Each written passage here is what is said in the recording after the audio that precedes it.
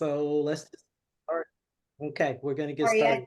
I just started with the recording, and if you don't mind, Michelle, I'm gonna go ahead and do a brief introduction since I see a lot of new faces. So hello, thank you for joining us, and welcome to the Coach Launchpad. We are a group of coaches that got together and decided let's do something where we can share the learnings and the tips with new coaches or coaches that are starting their own business. I am one of them. I started my business 9 months ago. And so I'm learning a lot from all these wonderful coaches that are presenting in these sessions. This is probably our 7th session. And we decided to do a pilot, but it was so successful. The 6 sessions in the pilot were so successful with a lot of people attending and having great conversations. So we decided to continue doing it. So here we are today. I am Elena Sarango Muñiz. I am an ICF Houston member, and I launched my own business, Sarango Executive Coaching, 9 months ago. And I do leadership coaching, executive coaching. And today we have Michelle, who is going to talk to us about, oh no, pro bono. And we will leave some time at the end of the session, a lot of time, for Q&A, because we learn a lot from this Q&A, especially from experienced coaches such as Michelle. So Michelle, without further ado, thank you so much for being here and sharing your wisdom with us. Please go ahead.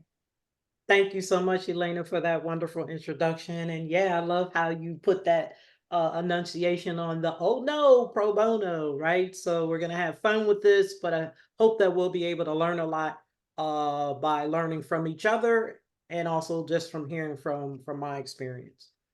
But before we start, let me just tell you who I am. So right now I'm zooming in from Ocala, Florida. I'm originally from Orange, New Jersey, and I have to rep that because I'm very proud of that. So most of my life was spent in the East Coast till I got tired of the snows and the high cost of living. And I've been I call a borrowed Southerner because they kind of let me in because I'm still a Northerner in my heart. I am a master certified professional coach and I have my ACC from ICF. I'm the founder and CEO of my own business. I consider myself an edupreneur, called Transforming Our Practice, where I am a transformational leadership coach, facilitator, thought partner, which I use instead of consultant, and then a scholar activist. I am very close to finishing my doctorate with a focus on coaching. And then here are ways you can find me. One is my email address, then my website. But I love for you to find me on LinkedIn. I love to keep in touch with people that way. So now that you know a little bit about me, I want to find out about you. And so in a minute, the lovely Lena will place you in breakout rooms randomly. And in that room, please share your name, where you're zooming in from. Where are you in the coaching space? Like, are you just starting your business? Have it started yet? Thinking about it. What niche are you thinking about? Or do you have one of those types of things? And then what do you hope to get from this learning opportunity today? So we're going to put 5 minutes on the clock when Elena sends you into these breakout rooms. And then I would love for you to share all this information with the folks that you end up in the room with. So Elena, if you can take it away, please.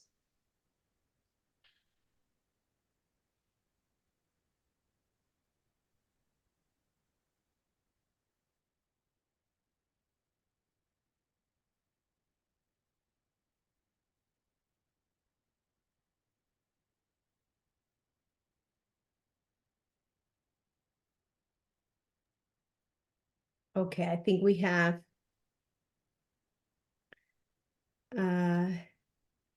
let's see, 6 rooms, Michelle. Okay. I see some people, are you, as they come in, can you drop them in rooms? Let's see, can I? Because you still have Miguel, Gary, and David, and let me see who else. Yeah, a couple of people still on that are just coming in probably. Hi, David. Hi, Rashmi. Ashmi, yeah. I, I'm not sure how I do that. And assign, assign. Okay.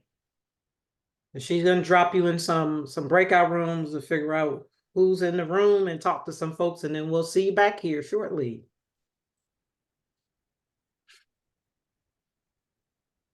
Yeah, I think Rashmi should be going to, yeah, perfect. And Okay. then Gary must not, he may not be looking at the screen or not going. Okay. Yeah. No I don't, worries. maybe I can assign, no, I cannot assign him to a room. Okay. No worries. I was gonna tell you that and you put a timer on so 5 minutes they'll come back in or get the notice. Any room you I'll send a send me to, broadcast. send Yeah, me in. I'm sorry, Gary. Any room you send me to, I'll go in. I'm ready Okay. now. I opted Okay, not to great. go in at first. Okay, thanks, Gary. Yeah, thanks. did Gary say he's gonna go He somewhere? said if any room you want to send him to, he's happy to go. But for some reason, I cannot send him. Hmm. Sorry, Well, Gary. if I I need need to, I'll just wait until we start the session. That's fine. Okay. I got Well, some. you yeah, Go ahead. are, you have something you need to do or okay. No, yeah, I'm here. I'll be here, but I did have something that was going on, but You're okay now? Gary, you're assigned to room 2, but I think you just need to, it says not joined. well, it asked me, did I want to join right now? And I said, not right now. Oh, okay, okay. Maybe No, there was a way to redo it. But that's, if that's okay, I'll just wait until we start the session. I'll be right here and it's okay. Well, no, Gary, I was gonna say if she can't send you, how about you just share with us? Okay, my name is Gary Patterson. I'm in San Antonio, Texas. In the coaching space, I'm a coach trainer. I have a L1, L2 school working on a school for the next certification I'm trying to get with the ICF is to get, I've just finished writing a team coaching course. And so that's what my energy. You talked about scholar, Michelle, and I was talking about writing that course. I find myself writing coaching courses these days. I've written a book that's out right now. Anyway, that's my niche. So I'm a trainer, basically. What do you hope to get from the learning opportunity? I just wanted to be with coaches today and hang out, and I'm always gratified by whatever I hear. So it didn't matter what the topic was. I just wanted to be with y'all. Well, thank you so much for joining us today, Gary. Rashmi, did you get a chance to share in your room? No, I lost the connection, so I was just trying to get back. That's fine. You're here. You didn't lose us. You found us, so that's great. So can you share about yourself? Oh, yes, sure. So I'm Rashmi Dalal, and I'm an ICF ACC coach on my way to becoming a PCC coach. I was just actually working on my application before this. yeah, So congratulations, Rashmi. thank you. Thank you. It's still a long road, but yeah, slow steps getting there. Um, and I basically my coaching niche is on helping leaders as well as individuals develop their mental fitness and resilience through positive intelligence. That's what I focus on. I've been a coach for a little less than 5 years. And I just moved back from the Middle East. So I'm starting over in the US, but really excited about my journey ahead. Thank you so much for sharing. I think, Elena, we have folks starting to come back into the space. Yes, Well, I made a mistake and clicked on the wrong button. I did the same to Christopher. I'm The sorry, warning. Christopher. I kicked you off. The warning flashed. Yeah, me too. And I clicked on the button to make it go away, and the button actually brought me here. That's No exactly what worries. I did. No worries. You're all in the right space. So hopefully you got a chance to learn a little bit about some of the folks who you were in the room with. And as we go along, you'll be able to share some more. Right. So no worries. Just glad you found us back. All right, so I love this. Sharing is caring. All right, so what I'd love for folks to do is, if you feel comfortable coming off of mute and sharing, or you can type in the chat something interesting you learned about from your breakout room introductions, or what do you want to hope to get from this learning opportunity? So you can come off of mute, or you can type in the chat. It's your comfortability. And Elena, if you can kind of monitor the chat for me, I greatly appreciate it, because I'm not able to see it due to this. But if there's any. Elena, I'll go. It's Brandy. Hello, Brandy. Hi. How are you? I'm good. How are you? Doing well. So Dr. Brandy Munoz, please share. Thank you. Thank you. So this is my first meeting here. Elena's invited me, and for scheduling reasons I haven't been able to come. So I thought I'd hop in today before I get ready to go watch the eclipse over here in Houston. So what I want to get out of today, I'm in the process of rebranding my practice. I have had it for 10 years.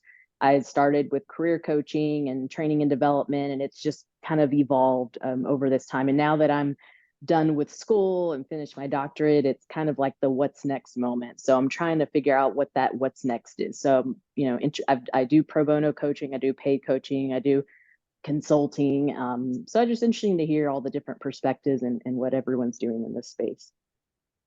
Thanks for sharing that, Brandy. We have some similarities in that I started my business, but I'm now finishing up my doctorate.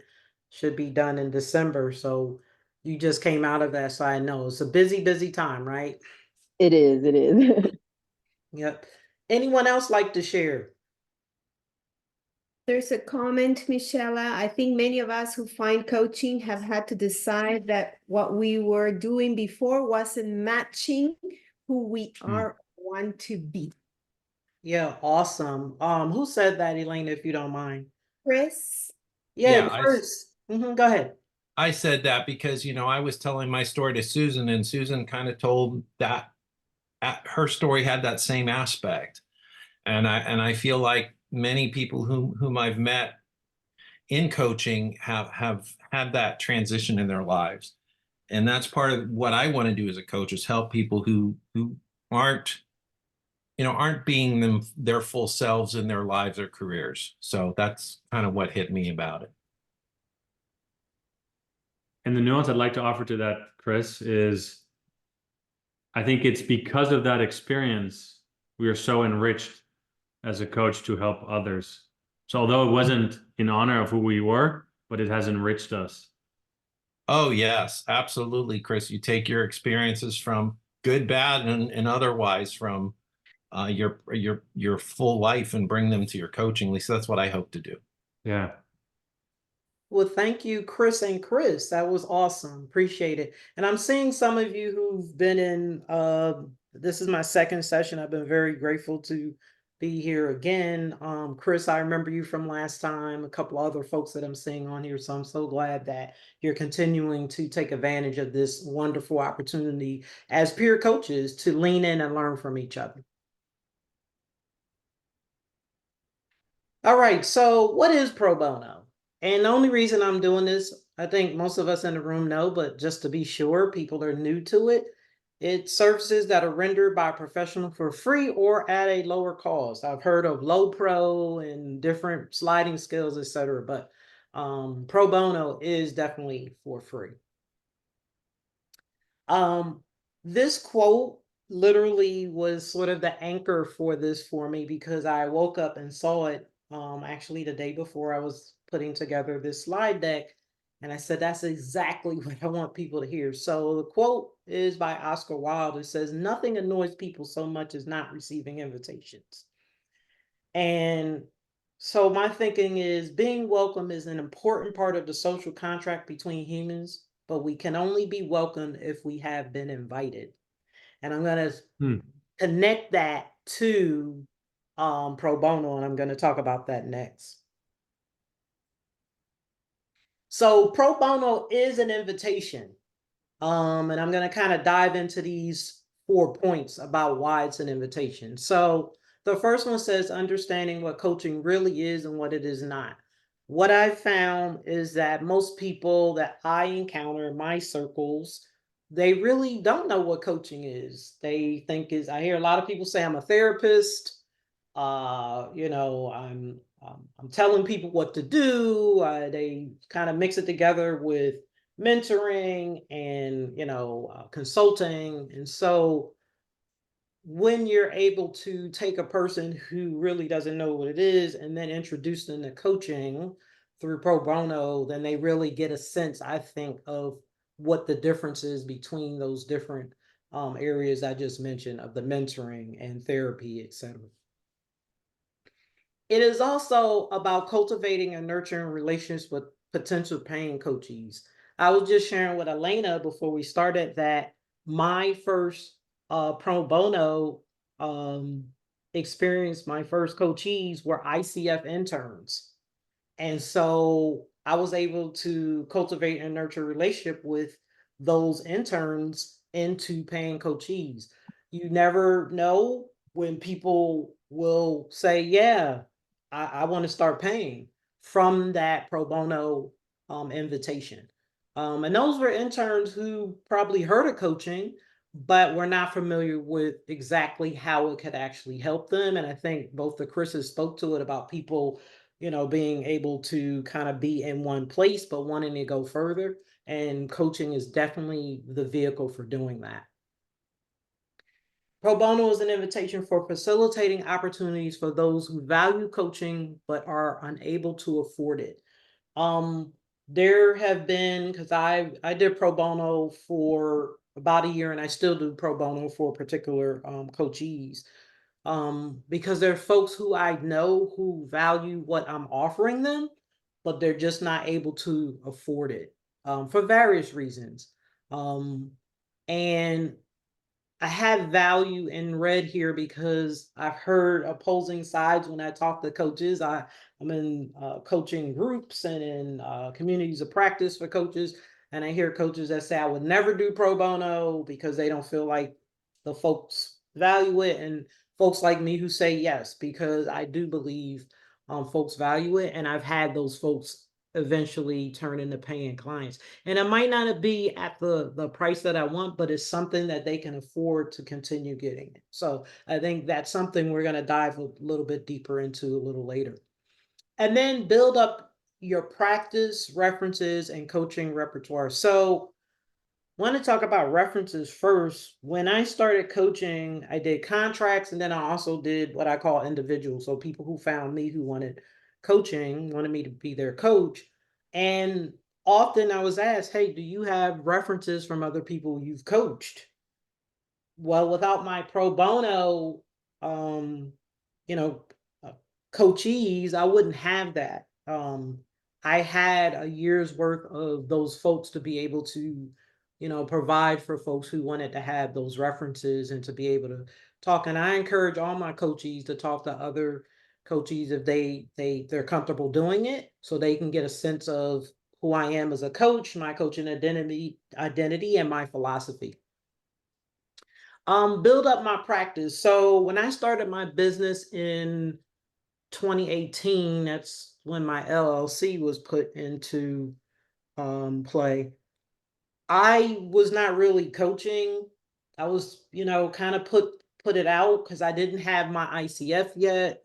I didn't have any of that. I've been a coach in school environments and nonprofits. So I was taking that experience to say, hey, I can do this because I've been doing it. But I made a lot of mistakes. And when I became a master certified professional coach and then did my ICF um, training to become ICF certified, all that time I was building up my practice as a coaching business, because literally in the beginning, I wasn't running it as a business. I was just like, okay, I'm gonna coach some folks. I had no contracts, nothing. And so the pro bono allowed me to sort of build that in a way that helped me to have a thriving business right now, coaching business. And then the last one says coaching repertoire. So when I started coaching, I had different niches at first. I thought I was this coach, that coach, etc. And I was trying to coach everybody. Because I hadn't really zoned in on what as a coach that I wanted to lean into. And as a part of that pro bono, I figured out there's certain coaching that I'm not comfortable with, or that does not bring me the same joy as the coaching that I do now as a transformational leadership coach. And so I think pro bono is an invitation for all those things to be explored and discovered. Okay, so right now what I'd like to do is, this is the time for some people to come off mute and actually share some of your pro bono bright spots. We're gonna lean and listen and learn from you. What are something, a story or an example of a pro bono arrangement that you have that you'd like to share with the rest of us?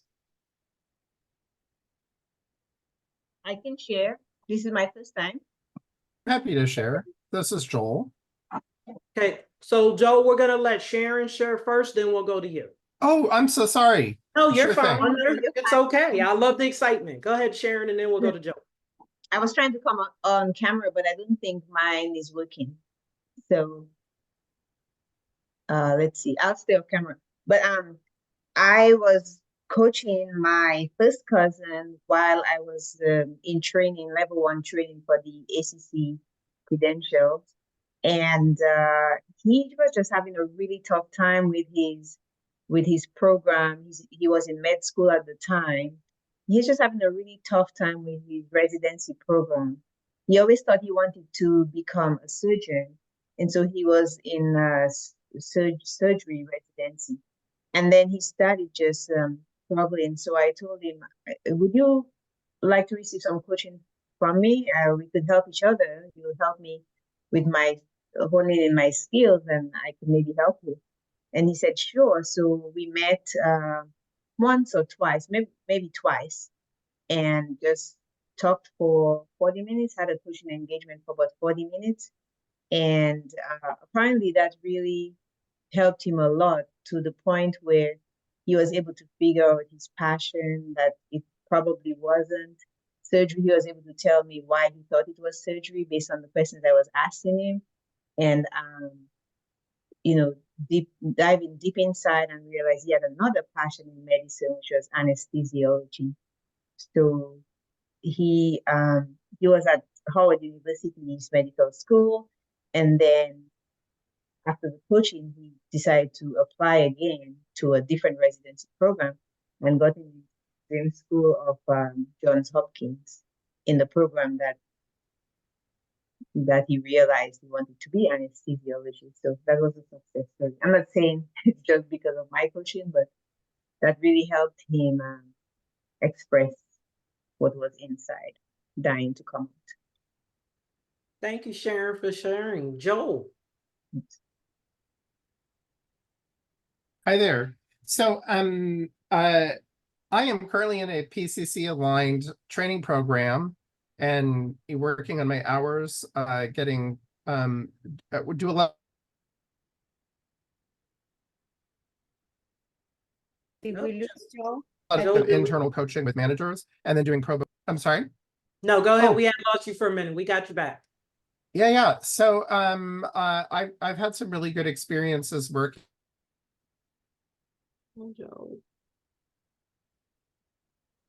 with pro bono clients. Firm. We're just sharing experiences of working with pro bono clients, correct? Correct. Yeah. So I'm working with a client who is a transgender man who is, and this is the first time I've worked with a transgender client. This is just very interesting, the life experiences and the personal challenges that this individual is facing. But it's been a really satisfying experience to be able to be in service and see my client making progress. Thanks, Joel. Kelly, you're next, and then Dan, you'll be after her. Kelly.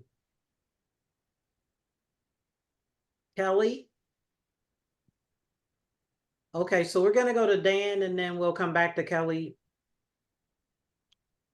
thanks for the opportunity. So a couple of different pro bono coaching opportunities. Our chapter had some interns last summer, and I was able to do some coaching for our interns who aspire to be coaches themselves. Also, I found a really fun niche area working with teachers and doing pro bono with the teachers, and specifically with some CTE teachers, career technology education, um, where they are in turn using some of the tools that we've talked about through coaching with their students, which has been a lot of fun to see them giving back and paying it forward. Thanks, Dan. Brian, and then David. I think Kelly said she can't unmute herself. Okay, I'm not looking at the chat, so she Yeah. can't So unmute. Can you ask her to put it in the chat, and then I'll have Elena read it out if she's willing to? Kelly? okay. Meanwhile, I'm happy to go, and thank you. I'm appreciating the Mhm. energy and excitement here in the room. So I just say two things about some of the pro bono work. I got certified several years ago, about 10 years ago, but I've been coaching on and off, and now I'm jumping into having my own practice here. And I found that the pro bono work that I did in my own coaching training program was the great benefit of it was after you work with these people, you can get testimonials from them. And that's very useful for a website. That was really great. And it's also going to be useful to me to look back on now and see what some of the things people appreciated about me and where that can help me to sort of refine and define a niche. A specific example I'll offer is I was really working. I'm in Houston now. I moved from the New York City up in the northeast area, Michelle, and I was working primarily with people in the performing arts business, show business, and one of my clients specifically was they were dealing with their artist block. And this was a playwright. How am I going to move forward? I have to do this. I have to do these things. I really need to do this. And I was able to work with the person to shift the language they were using and to realize that actually the way they had constructed their life, they actually had the opportunity to work. So rather than I have to work, they shifted to I get to work. And that small shift allowed them to really sort of approach their work in a different way. So I find that that just helping people to sort of listen to what they're saying and to reframe it was really useful. And it helped me in my experience with subsequent clients. And then those testimonials are golden. So I'll just put that out there. Thanks, Brian. We're going to hear from David and then Hind next. I will give you just a glimpse. 20 years ago, I went through a job loss, a couple of layoffs pretty close to each other. And I was personally affected by that. And it really made me want to reach out to people who are in similar situations. So since I've been doing the coaching, what I've done is I've reached out to some job support groups or ministries and just made my services available to them for free. And I know there's people who get paid for that, but I just do it kind of out of the, because it touches a spot in me. But one of the things I learned, and I really like this idea of testimonials, I haven't done that as well. But what I was doing at the time was I would put in my coaching contract that I had the right to record the contract, and I use it for my ICF credentialing. Yeah, thanks so much for sharing, David. Hind?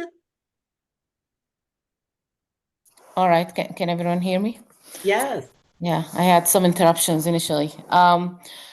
So I started my coaching journey like you in 2018, actually. That's when I had my LLC, and like you, initially I wasn't really running a business.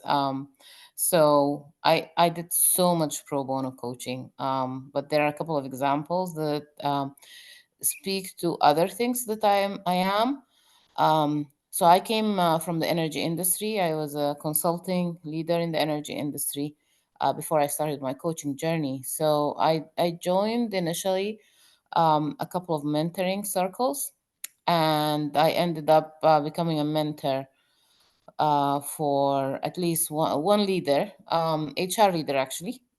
So yeah, this was great. HR leader in the energy industry. Uh, this still hasn't resulted, even though it was like 5-6 years ago, it still hasn't resulted in referrals per se, but I got a great testimonial. And it also was a great practice area for me because my niche is coaching energy leaders. The second one speaks to one of my other passions, or one of the other things I'm doing, which is basically the nonprofit work. I basically accidentally ended up co-founding, and then founding a nonprofit. So one of the things that I got was a pro bono coachee who actually came to me. He's a nonprofit leader, very well established, well connected in the community, but did not have the resources to get executive coaching. So he asked me if I could coach him pro bono, and I did. And the prize for me there was not just the testimonial, and he's basically a walking testimonial for me, but the bigger prize was the transformation he made and the impact, the much larger impact he's making in his community. So I would still do pro bono when it's right. Thank you for that opportunity. Thank you. So we have Mark, and then we'll do Rashmi. Mark, you had your hand up? Oh, hi everybody.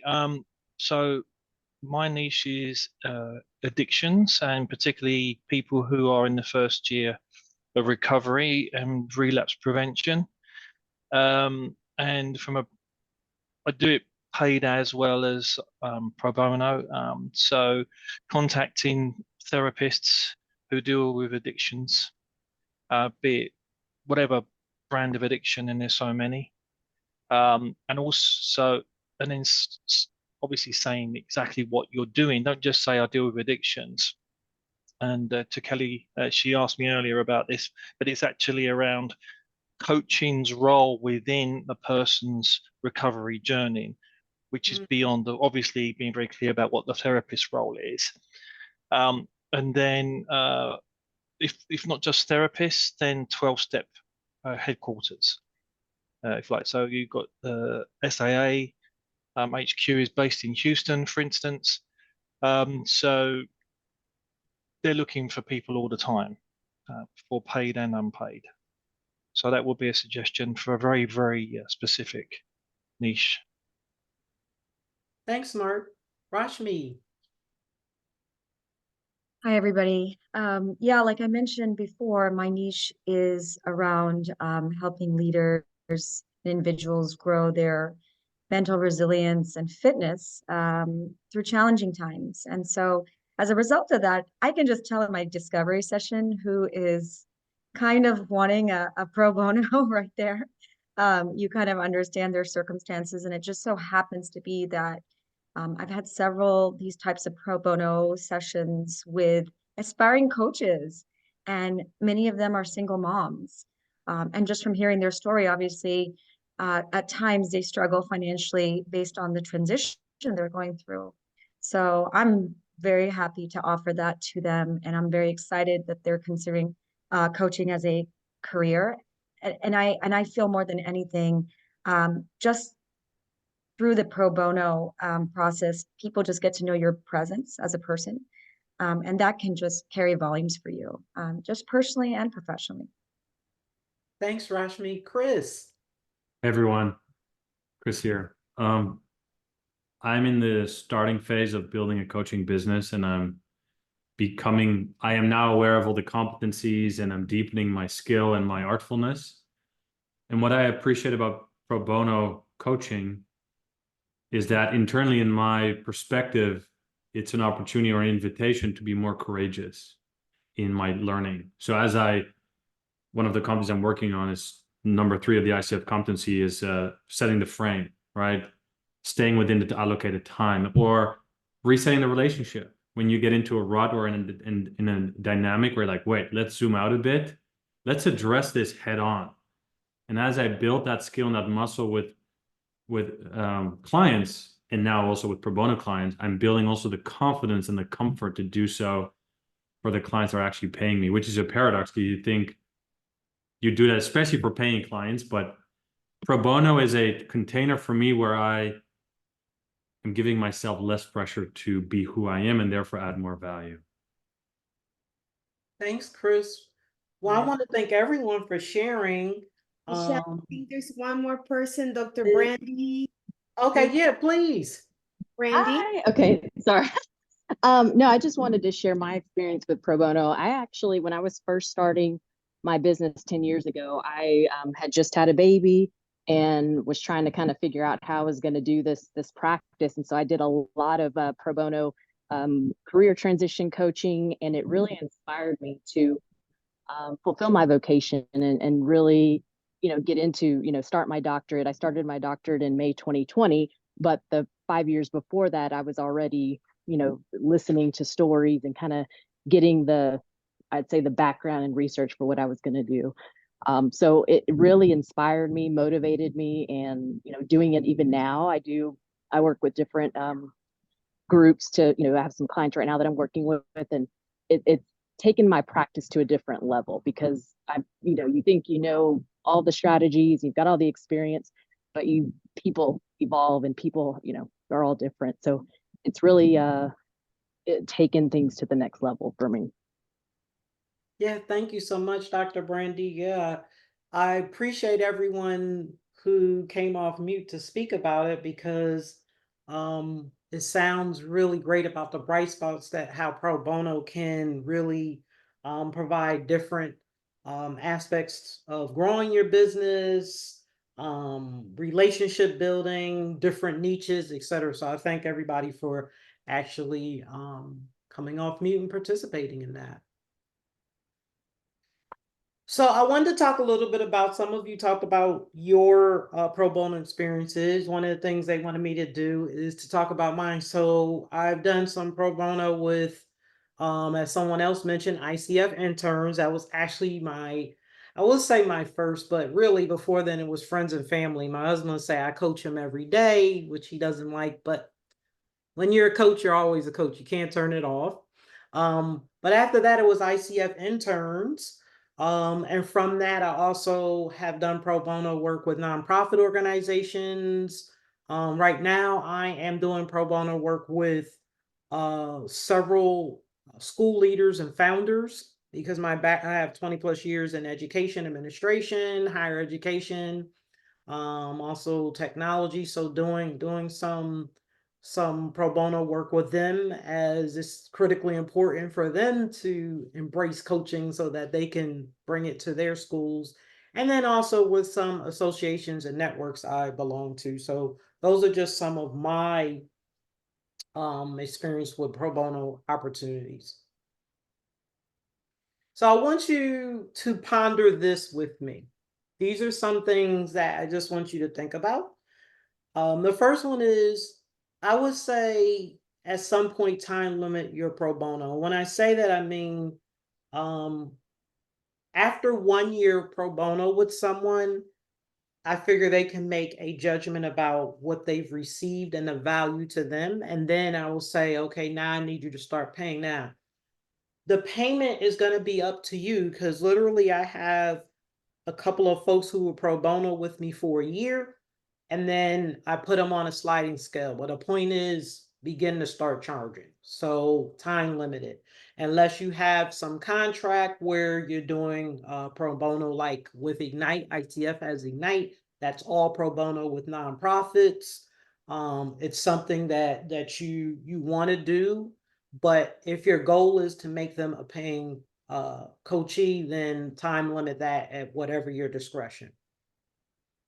Treat them just like a paying coachee. So when I've talked to some of my other coaching colleagues, they're like, oh, if it's pro bono, I can, they're kind of flexible on time, etc. I give the same attention to paying coaches as I do pro bono. I make them do contracts, everything's the same.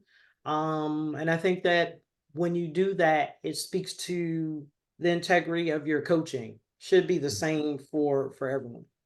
Pro bono today is paying tomorrow. So somebody who is pro bono right now may turn into paying coachee tomorrow. And I'm living proof of that, as I have several pro bono coachees who are now paying coachees because they didn't want to lose me.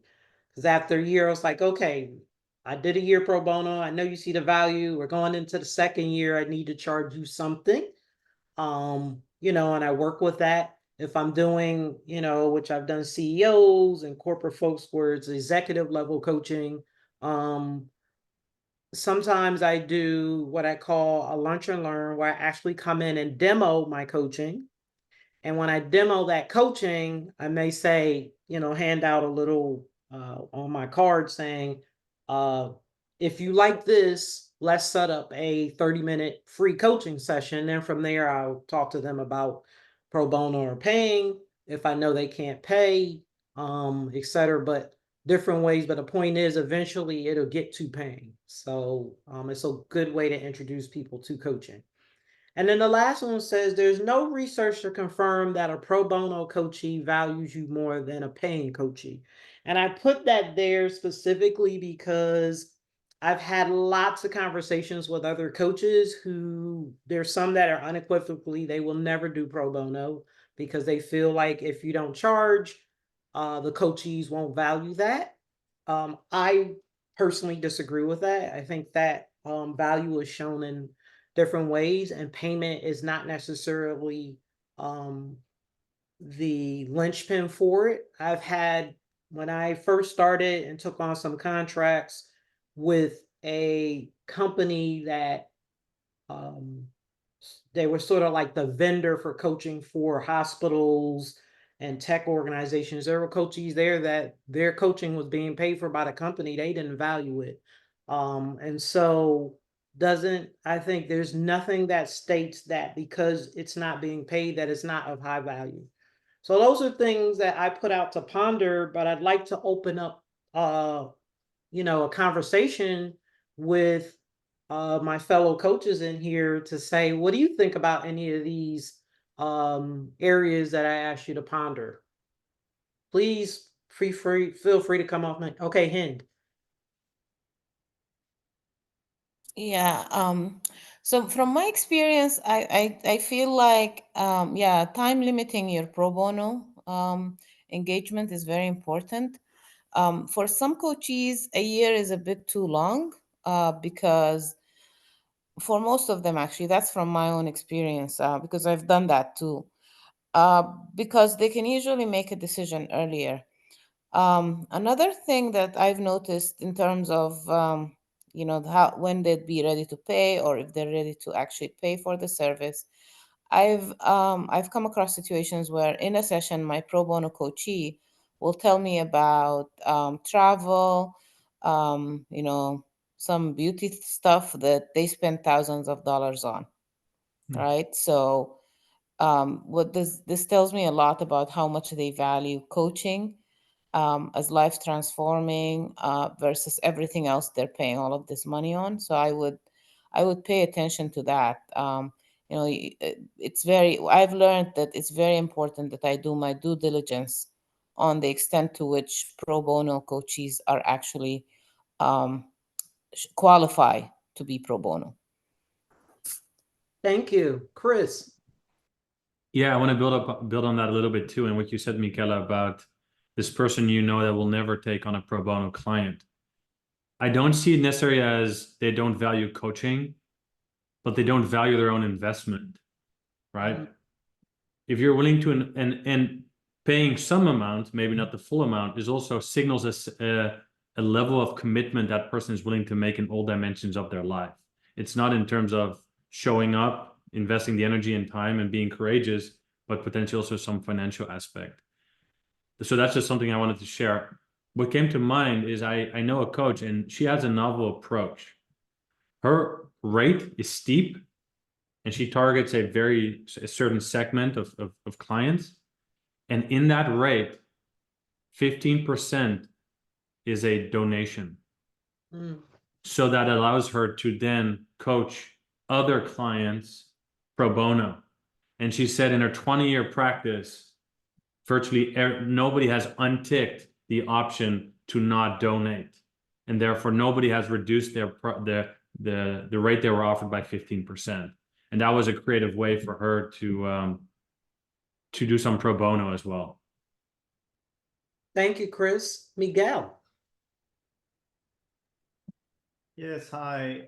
Just would like to add just a little bit of my experience with pro bono. I teach part-time at the University of Houston, and when I started coaching, I had my students were my guinea pigs of coach to coach, and that's how I got a lot of my hours and experience. And I did what my advice would be on pro bono. I don't do it as often anymore, but what I do now is I'm very selective with who I do it, because in my experience coaching students, they, I charge them $5 or whatever, or a cup of coffee, and I know I got frustrated with many of them because they use my coaching as a venting sessions, and they weren't serious about follow-up and their commitments.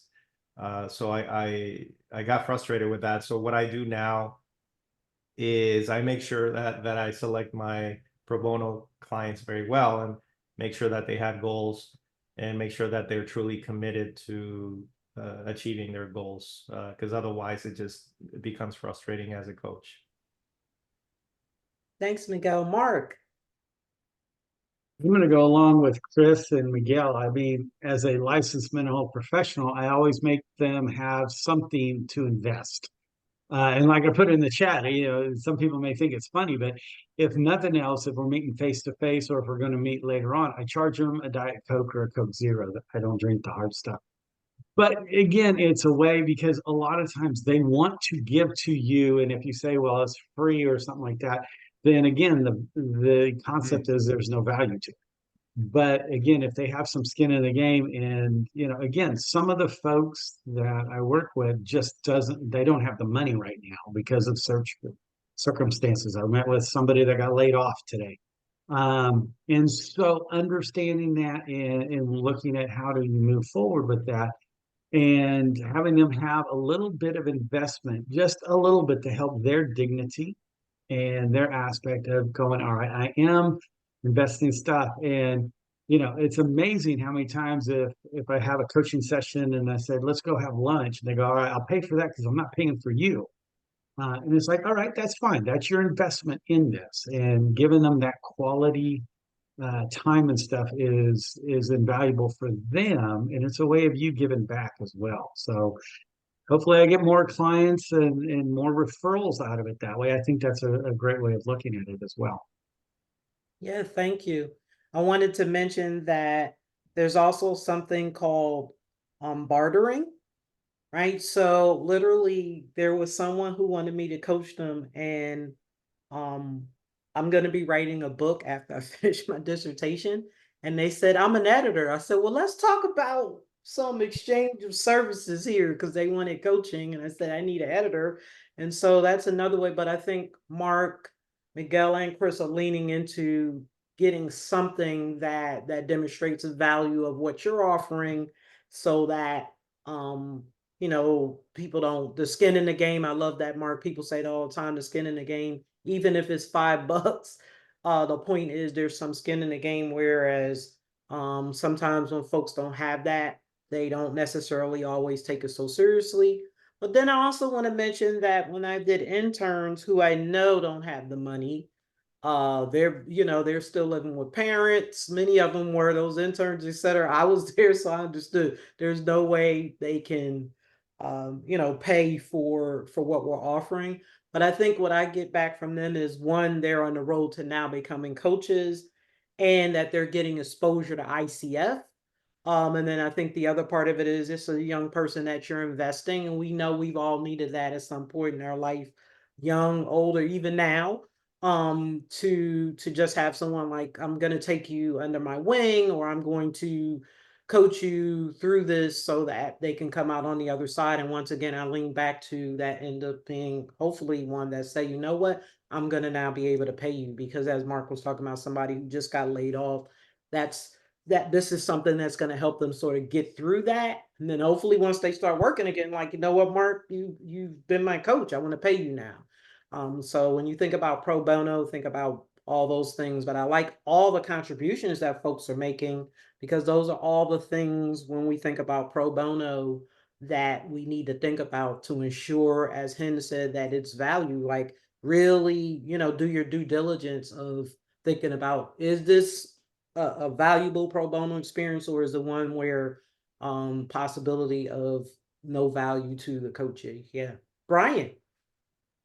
Yeah, I just want to briefly sort of reemphasize that bartering thing, because I gotten some great photography out of it in exchange. I've gotten some a little improv acting sessions, and I almost got some massages. So that's an opportunity for people to pay in ways that they have that may not necessarily be the currency that that traditionally people think of.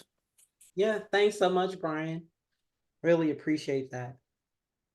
We are going to be closing out, but before we do, this is the time for Q&A, and it says everything you wanted to know about pro bono coaching. I kind of put that as a joke because we can't do it all in this hour, but there's richness of expertise within this room just from the sharing of experience, etc. So let's try to help each other with any questions that may pop up at this time.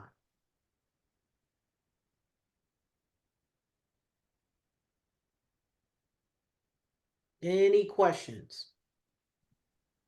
No question. I just want to appreciate Brian for making that bartering emphasis, because that everything we discussed today, just these are tiny seeds are being planted, and I can now view these topics like pro bono time from a different perspective. So thank you. William. Yes. When you're doing your pro bono work, how did you handle inconsistencies or lack of commitments from the coachee? Good question, William. So I want to say that I think pro bono and paying coachees the same way. So if anybody's inconsistent, I have a touch point with them to go back over the contract, which outlays how many sessions, the time, all the logistics, and just remind them of their commitment. Um, I think I want to put this out strongly because I believe it. Other folks can dispute it if they like, but I think there's sort of this feeling like because they're not paying that it's going to be like, oh, I don't have to show up, etc. I hold them to the same demands as someone who's paying. And I think as a coach, you should do that. So if anybody, whether they're pro bono or paying, doesn't show up or they're not, being as serious, I address that. And then I also have terminated some contracts for folks who like, maybe you're not ready yet for coaching because they're not stepping up to do the work that they said they wanted to do. Hopefully that answers your question, William.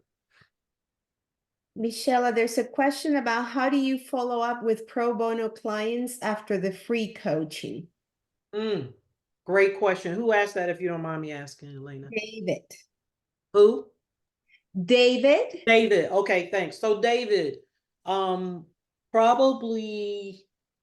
3/4 of the way through whatever time period. And I want to say, because I mentioned a year, I do 6 months coaching minimum.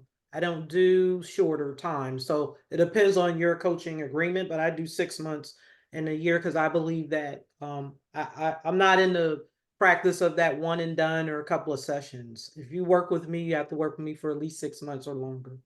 And so probably about 3/4 away before the contract time is ending, I then do what I call sort of an evaluation call for them to talk about how has coaching benefited them, which helps me because once again, you talked about testimonials, but also I want to measure my performance as a coach and then say, well, I'd love to probably in the next week or so talk about moving into paying and what that looks like.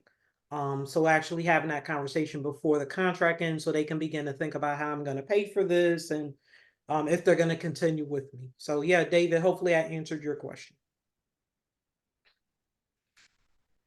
There's also a question about contracts for pro bono, Michelle. Do you issue contracts for pro bono clients? And who asked that, if you don't mind me asking, Elena? A couple of people. Okay, different people. Okay, so general question. Okay, so yes, the same contract that I issue to paying clients, because I have a contract template where I put in name, date, time, and all that good stuff. The only thing that's different is where it says payment, it says pro bono, right?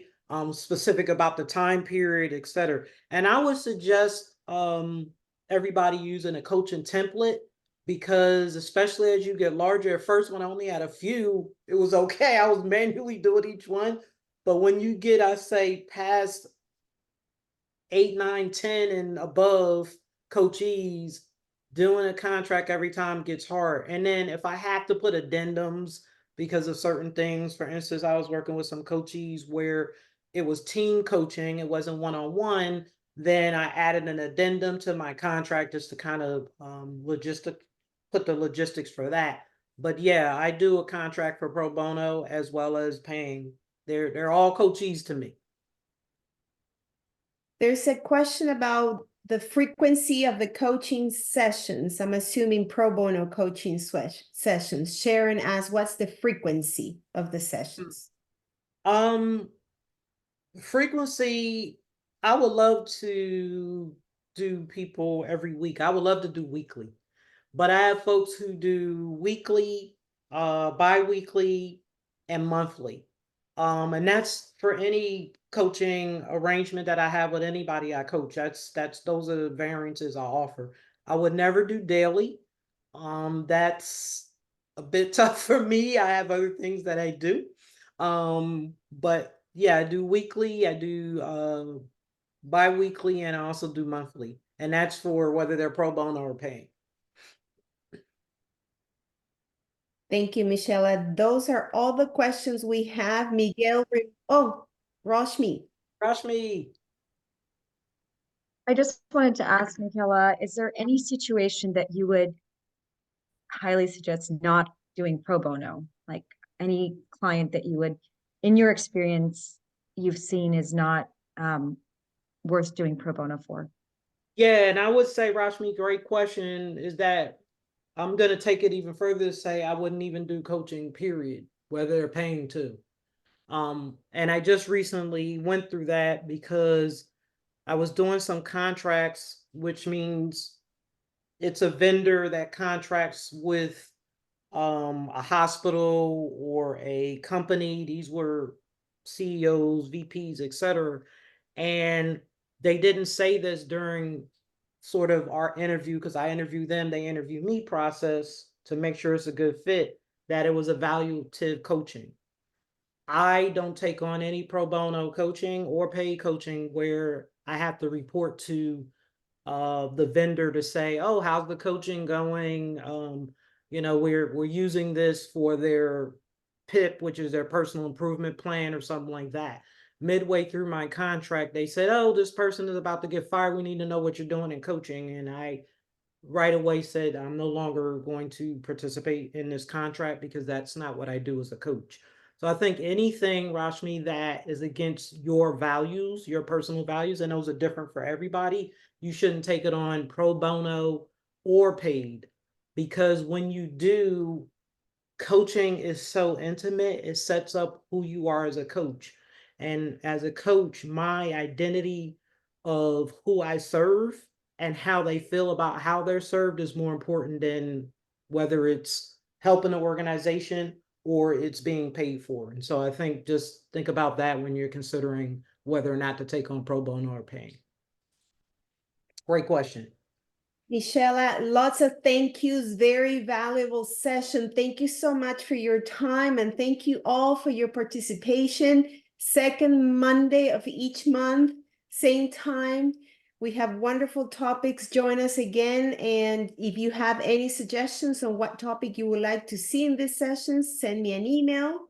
Thank you, everyone. It's getting darker here in Houston, so let's go and take a look at the clips. Thank you. Have a good rest of your day. Thank you. See you next month. Thank you so much. Bye-bye.